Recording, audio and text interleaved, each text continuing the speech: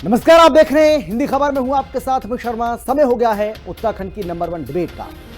उत्तराखंड में हेली हादसों पर बीजेपी के प्रदेश प्रभारी दुष्यंत गौतम के बेतुके बयान पर बवाल मच गया है। रुद्रप्रयाग में 15 जून को हुए दर्दनाक हादसे के बाद सरकार जहां सवालों से घिरी हुई है, वहीं रुड़की में पार्टी के एक कार्यक्रम में आए दुष्यंत गौतम ने पत्रकारों के सवाल के जवाब में कहा है कि आप अपने हेलीकॉप्टर चलाएं जिसमें लोग ना मरें। बीजेपी प्रदेश प्रभारी के इस बयान को लेकर कांग्रेस ने चुप्पी तोड़ी है और कांग्रेस का यह कहना है कि यह बयान संवेदनहीन है। कांग्रेस पार्टी ने उनके इस बयान को संवेदनहीन करार देते हुए बीजेपी पर जमकर हमला बोला। एक रिपोर्ट आपको दिखाते हैं, उसके बाद चर्चा की शुरुआत करेंगे। कौन कौन खास मेहमान हमारे साथ मौजूद हैं उनसे भी आपको हम परिचय कराएंगे, लेकिन पहले देखिए ये रिपोर्ट। हेली हादसों पर सवालों के घेरे में सरकार, दुष्यंत गौतम का बेतुका बयान, बढ़ी तकरार, पत्रकारों पर भड़के बीजेपी प्रदेश प्रभारी का बयान, आप ही चलाएं हेलीकॉप्टर जिसमें ना जाए जान। 15 जून को रुद्रप्रयाग में गौरीकुंड के पास हुए हेली हादसे में 7 लोगों की मौत के बाद प्रदेश सरकार सवालों के घेरे में है। इस हादसे के बाद हेली कंपनी आर्यन एविएशन के 2 मैनेजरों पर मुकदमा दर्ज किया गया है। मामले की जांच के आदेश दिए गए हैं। साथ ही भविष्य में हादसों पर अंकुश को लेकर सीएम धामी ने विशेषज्ञ समिति बनाकर एसओपी का प्रारूप तैयार करने के निर्देश दिए हैं। सीएम धामी के कड़े एक्शन के बावजूद विपक्ष हेली हादसों को लेकर सरकार पर हमलावर है। वहीं हेली हादसों पर बीजेपी प्रदेश प्रभारी दुष्यंत गौतम के बेतुके बयान से सूबे की सियासत और गर्मा गई है। रुड़की में पार्टी के एक कार्यक्रम में आए दुष्यंत गौतम ने राज्य में हो रहे हेली हादसों पर पत्रकारों के पूछे गए सवाल के जवाब में कहा कि आप अपने हेलीकॉप्टर चलाएं जिसमें लोग ना मरें। दुष्यंत गौतम ने पत्रकारों पर तंज कसते हुए कहा कि आप महापुरुष हैं, सब कुछ आपके हाथ में है, मृत्यु भी। बीजेपी प्रदेश प्रभारी के बयान को कांग्रेस ने संवेदनहीन बताते हुए कड़ी निंदा की है। कांग्रेस का कहना है कि 40 दिन के भीतर राज्य में 5 हेली हादसे हुए हैं, जिनमें 13 लोगों की दुखद मृत्यु हुई है, लेकिन जिम्मेदारी लेने की बजाय बीजेपी प्रदेश प्रभारी शर्मनाक बयान दे रहे हैं। आप चलाइएगा थोड़ी, आप 2-3 अच्छी योजनाएं चलाइएगा, आप उड़ान बनाइए, कुछ हेलीकॉप्टर आप भी चलाइएगा अच्छे जिसमें ना मरे लोग, गारंटी देके चलाइएगा। कैसे बनाएंगे? गारंटी देके चलाइए ना, आप तो महापुरुष हैं, चला सकते हैं, आप बना सकते हैं, आप ही चला सकते हैं, आपके हाथ में ही है मृत्यु को हाथ में रखना। बहुत शर्मनाक बयान है। गौतम साहब ने ये बयान अहंकार में, गुरूर में, सत्ता के नशे में जो दिया है, पूरे उत्तराखंड की जनता का अपमान है, केवल पत्रकारों का अपमान नहीं है, ये पूरे प्रदेश की जनता का अपमान है। उन लोगों के प्रति संवेदनहीनता है जिन लोगों ने इस दुर्घटना में अपनी जान गंवाई है। इस प्रकार की बात एक जिम्मेदार आदमी जो इस राज्य में सत्ताधारी दल का प्रभारी हो, वो इस प्रकार की बेशर्मी की बात कर रहा है। लोगों की जान चली गई, आप ये चाहते हैं कि आपसे सवाल भी ना करें। उत्तराखंड में इस यात्रा सीजन में 5 हेली हादसे हुए हैं, जिनमें उत्तरकाशी में 8 मई को हुए हादसे में 6 लोगों की मौत हुई। वहीं 15 जून को रुद्रप्रयाग हेली हादसे में 7 लोगों की जान गई। ऐसे में सवालों से घिरी सरकार कड़े कदम उठाकर हादसों पर अंकुश के उपाय कर रही है। वहीं बीजेपी प्रदेश प्रभारी के बयान ने विपक्ष को सरकार और बीजेपी पर हमलावर होने का एक और मौका दे दिया है। देखना होगा कि दुष्यंत गौतम के बयान से मचा सियासी बवाल आगे कितना जोर पकड़ता है। देहरादून से संवाददाता दीपिका भंडारी और शुभांगी भट्ट के साथ ब्यूरो रिपोर्ट, हिंदी खबर। और चलिए बिना समय गवाए चर्चा की शुरुआत करेंगे, लेकिन कौन कौन खास मेहमान हमारे साथ मौजूद हैं सबसे पहले उनसे आपको हम परिचय कराते हैं। हमारे साथ बीजेपी की ओर से कमलेश शमन जी, जो कि बीजेपी के प्रवक्ता हैं, बहुत स्वागत है मैम आपका। इसके अलावा हमारे साथ गरिमा दसोनी, जो कि कांग्रेस पार्टी की प्रदेश प्रवक्ता हैं, आपका भी स्वागत है मैम। राजेंद्र बिष्ट, केंद्रीय प्रवक्ता हैं यूकेडी के, आपका भी स्वागत है सर। और राजीव थपलियाल, जो कि वरिष्ठ पत्रकार हैं, आपका भी स्वागत है सर। लेकिन सबसे पहले कमलेश जी, मैं आपके पास आना चाहता हूं और सीधा सवाल है मेरा, बिना किसी लाग लपेट के, मैं आपसे जानना चाहता हूं कि क्या भारतीय जनता पार्टी और आपकी सरकार अपने प्रभारी के इस बयान का समर्थन करती है? आप उनके इस बयान के साथ हैं क्या? अमित जी, जो आपने अभी बयान दिखाया है, देखिए बहुत ही दुखद घटना है जो भी हमारे हेलीकॉप्टर की हुई है, और जिनकी मौत हुई है उनके लिए हम श्रद्धांजलि भी देते हैं और संवेदनशील भी हैं। लेकिन जिस तरीके से इस बयान को दिखाया गया है एक शॉर्ट टर्म में, आप उनका ये पूरा बयान भी तो देख लीजिए, वो किस विषय पे कह रहे हैं, कितनी बार उनसे बार बार जबरदस्ती जबरन उनके मुंह में शब्दों को देने की कोशिश की जा रही थी, किस तरीके से जबरदस्ती उनसे ये कहा जा रहा था कि कैसे हो रहा है, कैसे हो रहा है। देखिए ये टेक्निकल जो चीजें होती है ये आपके हाथ में या हमारे हाथ में नहीं है, कब कहाँ क्या खराब हो जाए इसका कुछ पता नहीं है। लेकिन उसके बावजूद सरकार ने उसमें जांच के आदेश भी दिए हैं और जिस एजेंसी की ये सेवाएं चल रही हैं उसके खिलाफ कार्रवाई करने का काम भी किया है। मुझे लगता है कि इस तरह के मुद्दों पर भी अगर राजनीति हो कमलेश तो अमन ये जी, बहुत ही गंभीर कमलेश विषय अमन है। जी, कमलेश अमन जी, मैं जबरदस्ती आपसे कर रहा हूं, आप बोलिए कि हाँ उन्होंने सही बयान दिया। आप बोलिए, आप बोलिए, मैं आपके मुंह में शब्द डाल रहा हूं, आप कहिए कि हमारे प्रभारी ने बिल्कुल सही कहा। नहीं नहीं, मैं उनका समर्थन करती हूँ। आप बोलिए ना, मैं बोल रहा हूँ आपको, आप बोलिए, हाँ बोलिए ना कहा जाता है मैम, हाँ बोलिए ना आप। कहीं ना भाई कहीं मैं आपकी बात को बड़ा कर रहा हूँ, कर जिस तरीके से पेश किया जा रहा है, मैम आपकी बात को बड़ा कर रहा हूँ। आपने कहा ना कि भाई जबरदस्ती पत्रकार उनके मुंह में शब्दों को डाल रहे थे, मैं कह रहा हूँ आपसे, तो आप हाँ बोलिए, आप बोलिए। नहीं अमित जी, मैंने तो पत्रकार कहा तो मैम कैसी आप बातें कर रही हैं, आप सोचिए ना, मतलब आपने जो कहा, मैम उसका कोई मतलब तो होना चाहिए ना। अरे इतने बड़े नेता है वो आपके, आपने उनको प्रदेश प्रभारी बनाया, ऐसे थोड़ी बना दिया। जी पूरा आपको लगता है कि इतने बड़े नेता के मुंह में कोई पत्रकार शब्द डाल देगा और वो बयान दे देंगे? मतलब ये क्या बात हुई मैम? ये तो बहुत ही मतलब बेहद निंदनीय बात आप कर रही हैं, इसका कोई मतलब ही नहीं बनता। कोई किसी के मुंह में शब्द कैसे डाल सकता है? वो कह रहे हैं भाई इस बात को कि आप तो महापुरुष हैं, आप अपने चौपर चलाइए, देखते हैं कि आप अपने चौपर चलाएंगे तो मृत्यु होगी या नहीं होगी। आप चौपर चलाएंगे तो मृत्यु नहीं होगी लोगों की। जिस तरीके की राजनीति चल रही है इसमें मुंह में शब्द डालने वाली बात आई कहां से मैम? अमित जी, जब किसी चीज को बार बार जबरदस्ती पूछने का प्रयास किया जा रहा है कि नहीं आप बताइए, आप बताइए, एक बार जब उन्होंने कह दिया और बता दिया कि हमारे लिए ये बहुत ही संवेदनशील मुद्दा है और जिन लोगों की मृत्यु हुई है हम उनके साथ खड़े, उनके परिवार वालों के साथ ऐसे ही मौकों पर ऐसे ही मौकों पर एक नेता की पहचान होती है, ऐसे ही मौकों पर एक नेता की पहचान होती है कि कौन सा नेता कितना सभ्य है और कितना संवेदनशील है और किस तरीके से ऐसे मामलों को टैकल करे, वो हैंडल करे। भाई पेशेंस, ये तो पेशेंस की परीक्षा है ना।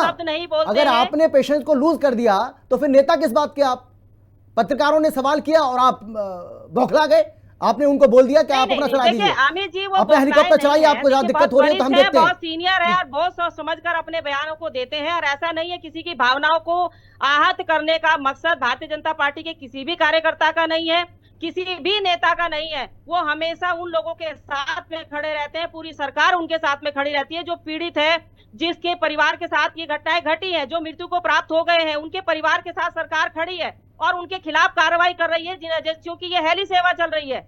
मुझे लगता है कि इस तरह के बयानों को मेरा एक छोटा सा सवाल है आपसे, इसका जवाब दे दीजिए, उसके बाद मैं आगे बढ़ूंगा मैम, क्योंकि पता है आपको समय की एक सीमा है, मेरे पास समय बहुत लिमिटेड होता है। ठीक नहीं है ट्रोल करना या किसी भी तरीके से उनके शब्दों को कमलेश जी, मैं आपसे जानना चाह रहा हूँ, मैं आपसे तो जानना चाह रहा हूँ कि आपकी पार्टी, आपकी सरकार क्या दुष्यंत गौतम के इस बयान का समर्थन करती है, हाँ या ना? बहुत सिंपल सवाल है मैम, बहुत लंबा सवाल मैं आपसे करिए। अमित जी, मैंने कहा कि उन्होंने किसी की भी भावनाओं को आहत पहुंचाने के लिए कोई शब्द ऐसा नहीं कहा कि किसी की भावनाओं को ठेस पहुंचे जी।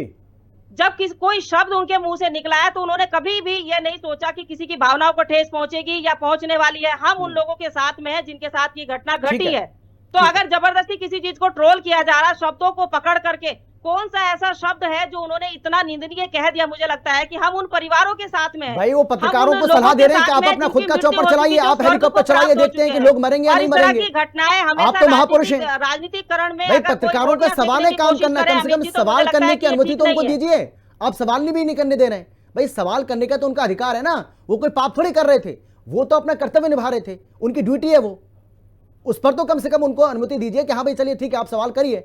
और इसी में तो आपके धैर्य की परीक्षा है, ये पता चलेगा ना कि कौन नेता किस तरीके से कितना पेशेंस रखता है और क्या जवाब वो दे रहा है, और बहुत संयम से दिया जाता है। ठीक, और मीडिया जब सवाल चलिए मैं लौटूंगा आपके पास लेके। गरिमा जी, गरिमा जी, आपके ऊपर भी आरोप लग रहे हैं कि आप भी सिर्फ राजनीति का मौका देखते हैं कि कैसे करके आपको बीजेपी को, सरकार को घेरने का मौका मिले।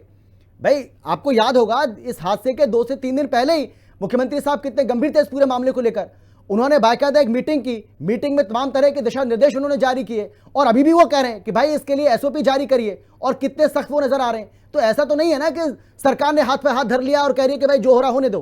सरकार गंभीर तो है ना इस मामले को लेकर, कार्रवाई तो कर रही है। अब जमीन पर जो काम होना चाहिए वो उतना दिखाई नहीं पड़ रहा है। हो सकता है आने वाले समय में इसका असर देखने को मिले, लेकिन आपको लगता है कि लाशों पर राजनीति करना उचित है?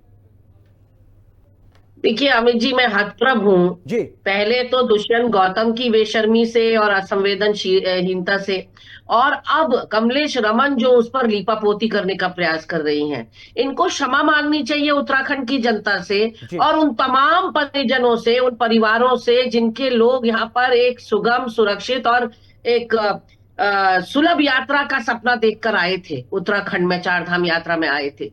उनके परिजनों का क्या हश्र हमने किया, हमारी उदासीनता ने किया, हमारी कोताही ने किया। हम पहले दिन से मुख्यमंत्री जी से कह रहे हैं ये चारधाम यात्रा हमारी रीढ़ की हड्डी है, इसके संग खिलवाड़ मत करिए। अब एसओपी बन रही है। एसओपी बनने के लिए जिन लोगों को जिम्मेदार ठहराया गया उनके सबके नाम और पद समाचार पत्रों में आज छपे हैं। 46 दिन हो गए यात्रा शुरू हुए अमित जी, और अब मुख्यमंत्री जी को याद आ रहा है कि मुझे सख्त एसओपी बनानी चाहिए। यात्रा समाप्त होने नहीं दीजिए, तब बना दीजिएगा एसओपी। ना हमारे पास मौसम केंद्र है, ना हमारे पास एटीएस है यानी एयर ट्रैफिक कंट्रोल रूम है, एटीसी रूम नहीं है। हमारे पास कोई दिशा निर्देश नहीं, हमारे कोई मानक नहीं, हमारे कोई आप सोचिए रडार सिस्टम नहीं। हमारे सिंगल इंजन हेलीकॉप्टर है जिनमें लोगों को, यात्रियों को ले जाया जा रहा है और जान जोखिम में डाला जा रहा है। और आपको हतप्रभ करने वाली बात बताऊं कि इतनी भारी कीमत वसूली जा रही है, जो टिकट का जो पैसा है उससे 10 गुना 15 गुना ज्यादा बढ़कर लिया जा रहा है। लेकिन यहाँ आते हैं दुष्यंत गौतम के बयान पर। दुष्यंत गौतम ना सिर्फ भाजपा के महासचिव हैं बल्कि उत्तराखंड भाजपा के प्रभारी हैं। और दुष्यंत गौतम का एक एक शब्द इस संवेदनशील समय पर, जब 7 लोगों ने अपनी जानें गंवाई हैं और मात्र 39 दिन में 5 हेली क्रैश हो गए, जैसे हेलीकॉप्टर ना हुआ विक्रम और गाड़ियां हो गई जो आपस में टकरा रही हैं। ऐसे घटनाएं होने के बाद आपको माफी मांगनी चाहिए अपनी राज्य सरकार की कार्यशैली के लिए। आपको जिम्मेदारी लेनी चाहिए दुर्घटना की। आपको कम से कम क्षमा याचना करनी चाहिए। आपको कम से कम दिवंगत आत्माओं के प्रति श्रद्धांजलि अर्पित करना चाहिए। बेंगलुरु में उल्टा भगदड़ जो आप ये मची, कह रहे हैं कि गन्ना जी, मरने वालों को कौन रोक एक सकता सवाल का है, जवाब तो गारंटी दीजिए। वाला बेंगलुरु में जो हेलीकॉप्टर भगदड़ चला दो। मची थी, और दुष्यंत क्या गौतम को कोई सिद्धार्थ पहला मैया ने नहीं है। अमित शर्मा जी, उसके लिए माफी मांगी अमित थी? शर्मा जी सुनिए, दुष्यंत नहीं, मैं गौतम सुन रहा की हूं ना मैम तरह आपकी बात। इनका केंद्रीय रेल मंत्री, मैं आपसे इनका जानना चाह रहा हूं केंद्रीय कि रेल बेंगलुरु मंत्री में जो अश्विन भगदड़ कह मची, चुके हैं जो दुर्घटनाएं, छुटपुट दुर्घटनाएं होती है। अभी कर्नाटक में जो भगदड़ मची, जो क्रैश हुआ उसमें हमने अमित शाह को आरसीबी सुना, की गृह विक्ट्री मंत्री परेड में अमित जो शाह भगदड़ कह मची रहे थी, हैं दुर्घटनाओं को कोई रोक थोड़ी सकता कर्नाटक है। के मुख्यमंत्री ने उसकी जिम्मेदारी लेते हुए माफी मांगी थी? क्या माफी मांगी थी? मुझे बताइए, अभी की 10 दिन हुए, मुश्किल से ज्यादा समय नहीं हुआ उस बात को। जी, माफी मांगी थी क्या उन्होंने? क्या दोबारा? मैं आपसे जानना चाह रहा हूं कि क्या कर्नाटक में जो घटना घटी आरसीबी के विक्ट्री परेड में, जो भगदड़ मची जिसमें 11 लोगों ने अपनी जान गंवा दी, क्या वहां के मुख्यमंत्री ने उसके लिए माफी मांगी थी? क्या उसका वो कंपैरिजन कुंभ से नहीं कर रहे थे? क्या वो उसका कंपैरिजन कुंभ से नहीं कर रहे थे? माय गॉड अमित जी, क्या वो भी उस वक्त राजनीति नहीं कर रहे थे? आप असिस्टेंट एडिटर लिखवा रहे हैं अपने को, और मैं ऐसी क्या हूं दो मैम, बेतुकी चीजों की आप तुलना इसकी कर चिंता रहे मत हैं। करिए एक है चारधाम यात्रा मैम, जो पूरी कर्नाटक तरह भी से इसी देश के सरकार अंदर है, द्वारा संचालित होती है। कर्नाटक भी और इसी एक देश के अंदर है, एक इसीलिए मैं निजी- कंपैरिजन कर रहा हूं और एक करना ही निजी पड़ेगा। अमित जी, कितनी बेतुकी तुलना करी है आपने। आप अपना मजाक नहीं, उड़ा क्योंकि रहे हैं। बात वो नहीं निजी नहीं कार्यक्रम था। मेरा कर्नाटक में मजाक जो उड़ रहा है था, या नहीं उड़ रहा वो मैं देख लूंगा अपने आप, लेकिन तुलना तो करनी पड़ेगी। हादसा तो हादसा ही है, चाहे वो उत्तराखंड में हो या फिर कर्नाटक में हो। भाजपा के प्रभारी को मैंने जितने कड़े सवाल मैं आपसे पूछ रहा हूं, मैंने ऐसा बेतुका बयान मैं दे दिया, जितने तो कड़े कहीं ना सवाल कहीं आपसे तो पूछ रहा बनाना हूं है। उससे ज्यादा लेकिन कड़े बैलेंस सवाल कम मैंने से कम कमलेश रमन से पूछे। मैंने हमारे कमलेश टाइम रमन पर से भी उतने ही कड़े सवाल ये पूछे बात और आपसे ज्यादा कड़े सवाल पूछे जी, लेकिन हमारे समय पर उन्होंने किसी मेरी योग्यता के ऊपर की- सवाल नहीं उठाया आप भी जैसे आप बोलते उठा रही रहेंगे। हैं। आप भी बोलते रहेंगे अमित शर्मा, बोलिए। आपने हमें किस लिए बुलाया है? नहीं बोलिए ना आप भी मैम, बोलते आप रहेंगे। मैम आप बोलिए ना। जब आप लगातार बोलेंगे तो कैसे बोलूंगी? जब आप मेरी योग्यता आप पर तुलना सवाल दो बेतुकी चीजों की कर रहे हैं। कर्नाटक में जो आयोजन था वो निजी आयोजन था, निजी वो था, सरकारी आयोजन नहीं था। ठीक है। और ये जो चारधाम सुरक्षा देने की यात्रा है, जिम्मेदारी ये किसकी थी? राज्य सरकार के द्वारा संचालित हो रही है। सुरक्षा देने की जिम्मेदारी किसकी क्या थी? बात कर रहे हैं आपने? इसमें डीजीसीए इन्वॉल्व है, इसमें यूकाडा इन्वॉल्व है, इसमें 2023 में एक वित्त अधिकारी कट के मर गया पंखे से। यहाँ सबक नहीं ले रही राज्य सरकार। एक निजी आयोजन को आप सरकार से संचालित योजनाओं से कंपेयर कर सकते हैं? तो आपके मुख्यमंत्री और उप मुख्यमंत्री क्या कर रहे थे उस कार्यक्रम में? अगर वो निजी कार्यक्रम था तो आपके मुख्यमंत्री और उप मुख्यमंत्री क्या कर रहे थे? वो तो आरसीबी का अरे फ्लैग लेकर घूम रहे थे। मेहमान थे, क्या बात आप कर रही है भगवान, मैम? अमित शर्मा चलिए ठीक है, अतिथि के तौर पर उत्तराखंड पर बुलाए आ गए जाते हैं, थे, उत्तराखंड पर ही आ जाते हैं, अतिथि के मुद्दे पर तौर बात पर करते बुलाए हैं। गए थे। लेकिन मुझे जवाब देना पड़ेगा ना, जब ऐसी पटा बात आप मैम करेंगी तो। ब्यूटीफुल ब्यूटीफुल डिबेट, बहुत थैंक यू, सुंदर, थैंक यू सो बहुत मच। सुंदर, ठीक है, ठीक है राजेंद्र बहुत जी, सुंदर। राजेंद्र जी आपकी पार्टी कैसे देख रही है इस पूरे मामले को? नो डाउट कि कहीं ना कहीं लैप्सेस जो हैं वो नजर आ रहे निश्चित तौर पे हैं, खामी नजर आ रही है, बिल्कुल मानते हैं, लेकिन क्या लाशों पर राजनीति करना ये निश्चित उचित तौर है पे- क्या? आप इसे सही मानते हैं क्या? भाई सरकार प्रयास तो कर रही है ना निश्चित तौर पे कि किस तरीके से इन हादसों पर लगाम लगाई जाए, इनको कम से कम किया जाए। 118 मतें, सरकार चिंतित भी दिखाई पड़ती है, लेकिन लाशों पर राजनीति कर रहे हैं आप लोग। राजेंद्र जी देखिए 118 मौतें निश्चित तौर राजेंद्र पे भाई, 118 मौतें 46 दिन में। सेवा दुर्घटनाएं हुई हैं और ये लगातार आप देख सकते हैं कि किस प्रकार हर वर्ष में और इसका इजाफा बढ़ता ही जा रहा है। और इसमें दुष्यंत गौतम जी का जो बयान अभी आया, वे उत्तराखंड के प्रभारी भी है, महासचिव पार्टी के हैं, उनके द्वारा इस प्रकार का जो बयान, शर्मनाक बयान दिया गया, तो मुझे लगता है कि वे कहीं भी उत्तराखंड के विषय पे, उत्तराखंड के जन मुद्दों पे कहीं भी वे उसमें सरोकारों से उनका कोई मतलब नहीं है, कोई वास्ता नहीं है। और पत्रकारों के ऊपर जिस प्रकार से उन्होंने सवाल खड़ा किया कि आप अपने हेलीकॉप्टर आप चलाइए, आप फिर देखिए फिर क्या होता है, तो ये शर्मनाक बयान है। एक तरफ जो हमारे राज्य में बाहरी राज्यों से जो लोग आते हैं वो यहाँ पर यात्रा के लिए, तो चार धाम के दर्शन के लिए आते हैं, और हमारा फर्ज बनता है कि हमारी सरकार का फर्ज बनता है कि हम सेवाओं को हर साल बेहतर करें। जैसे अगर पिछले साल जो दुर्घटनाओं का जो आंकड़ा था उससे हम सबक लें, और उसके पश्चात जो इस साल है, जो इस वर्ष जो यात्रा है, उसमें शुरुआत में ही हम एसओपी बनाए। आप देख सकते हैं कि मुख्यमंत्री जी के पास इसका जो मंत्रालय है, जो विभाग है, वो उनके पास है, और जो सीईओ सोनिका सिंह है, आप हमने कितनी बार उनको यूकाटा के जो ऑफिस है या वहां पर बैठते हुए देखा, जो हमारे जो हेलीपैड है वहां पर जो जानकारी लेते हुए देखा और उसका निरीक्षण करते देखा। ये शर्मनाक एक घटना जो हुई है, इससे हमें सबक लेना चाहिए, उत्तराखंड सरकार को सबक लेना चाहिए। इसके साथ साथ मेरा ये भी मानना है कि जो 2023 की रिपोर्ट है, सरकार ने 1,97,00,000 रुपए इससे रेवेन्यू के तौर पर कमाए, लेकिन आप देख सकते हैं कि जो किराया है इसका, उसका जो मेन जो किराया का जो एक पैरामीटर है, उससे दुगना और 4 गुना तक ये लोग लेते हैं। लेकिन आप देख लीजिए उसके बाद भी सरकार के राजस्व में कोई फर्क इतना नहीं पड़ा है।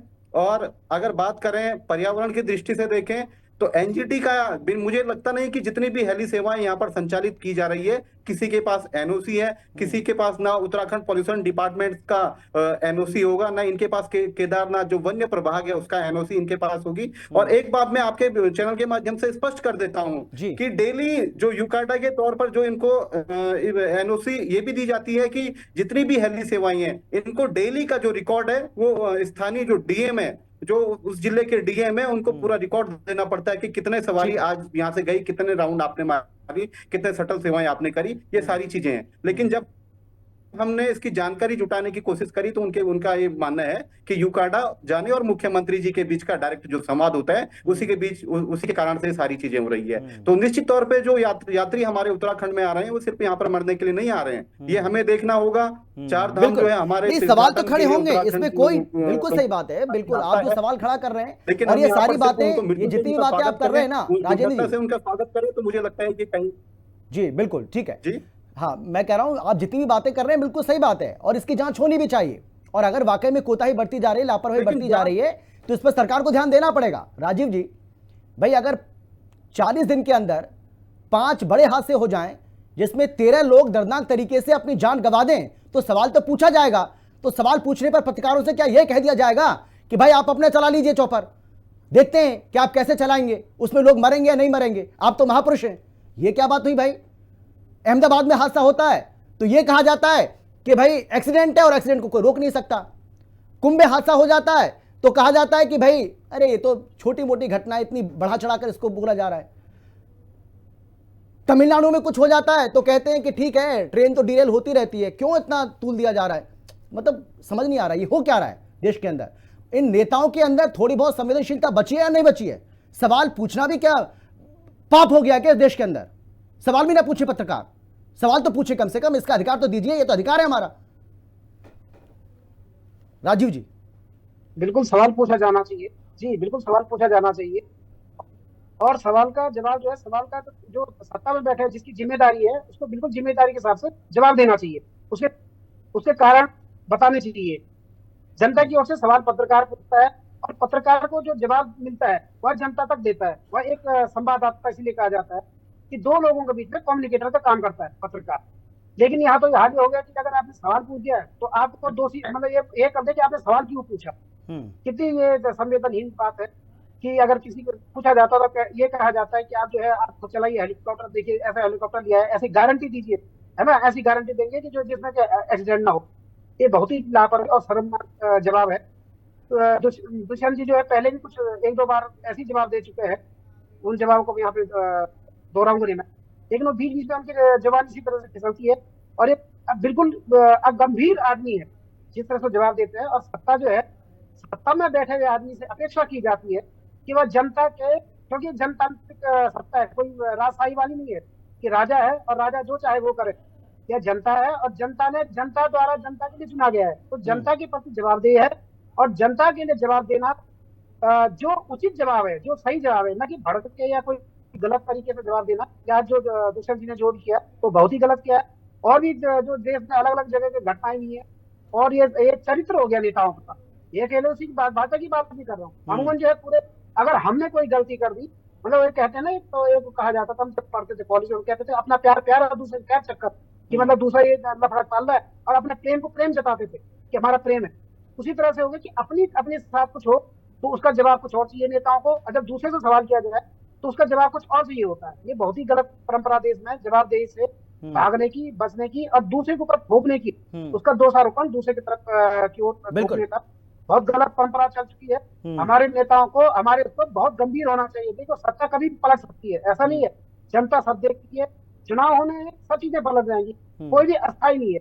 जो पहले राज करते थे वो आज नहीं है, जो आज कर रहे हैं वो कल नहीं होंगे। बिल्कुल सही बात। पहले राजा थे, अंग्रेज आए, मुगल आए, कौन गए कौन आए, हम तो लगातार देख रहे हैं। और इतने सालों में हर व्यक्ति सत्ता पे एक रहता है, दूसरा जाता है, दूसरा आता है, तीसरा जाता है, और इस तरह से कह देना ये बहुत ही गलत है। बिल्कुल। आप जो है, लेकिन कमलेश जी सत्ता में आप हैं तो जवाब आप ही से लिया जाएगा, सवाल आप ही से होंगे, इसमें चिढ़ने की जरूरत नहीं है, इसमें इस तरीके से बौखलाने की जरूरत नहीं है।